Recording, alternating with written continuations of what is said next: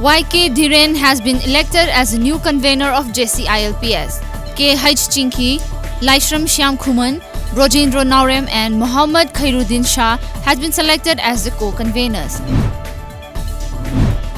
National Animal Disease Control Program for FDM and Brucellosis and Animal Artificial Insemination Program was launched at Krishi Vigyan Kendra, Utlau today. Cradle for Disabled Union Chairman Muhammad Riazuddin Shah today inaugurated an embroidery and tailoring vocational training center at Yaripok Tulihal during a simple function. The center aims at ensuring welfare for physically challenged people. Physics Department of Manipur University, Kanchipur celebrated its Foundation Day at the Department Conference Hall today.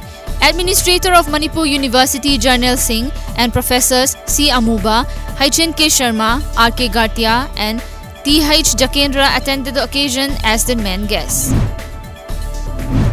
An 8-member team of Joint Action Committee against the murder of Ningthaujam baby Sana Chanu today met the Governor of Manipur, Dr. Nazma Heptullah, and submitted a memorandum to her seeking prompt justice for the 13-year-old girl and her family.